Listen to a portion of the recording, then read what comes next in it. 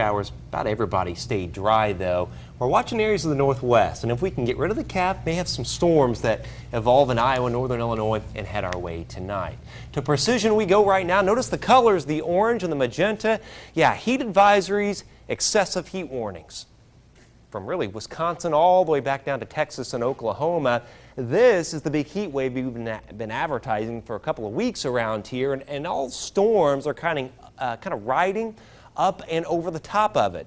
We call this the edge of it, the ring of fire, because a lot of times you'll get storm clusters on the edge of a big heat wave, and a lot of times they'll produce severe weather. What I'm watching is up here in Iowa, Wisconsin, and northern Illinois. If we can peel away the lid, the little cap we've got on us right now, and storms can get going up here, some of the models do gel these into kind of a cluster of storms with a wind threat, but there's still questions on whether the cap can be breached.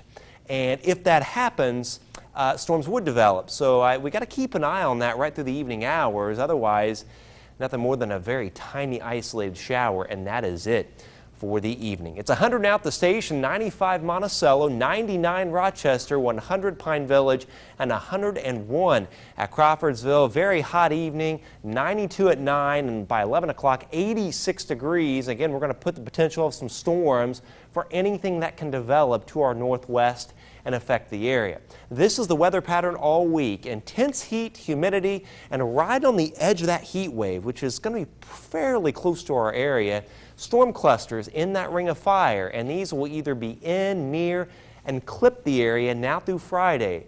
The timing is in question, but just count on that. Occasional storm potential over parts of the area all week, and then turning cooler by the weekend. Hot tonight with low to mid 70s, 74 Lafayette, 74 Monticello, and a 72 at Denver. Tomorrow, 92 Rochester, 96 Lafayette, and 101 at Perrysville, 99 at Pence, and 97 Pine Village.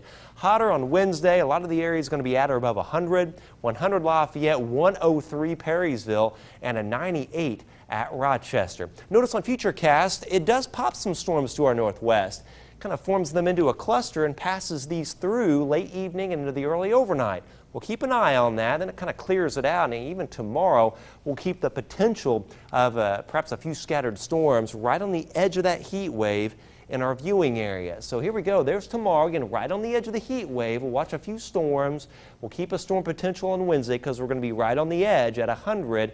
97 Thursday. Then finally a cold front will start to sink through Friday. That'll be our best chance of storms, perhaps severe weather, and then 88. Cooling off and dry by Saturday. There's your 7-day forecast. Best chance of rain all week on Friday. Not everybody's going to get a good downpour, but at least there's going to be storms kind of flirting with us all week long, and it will stay hot all week. Just that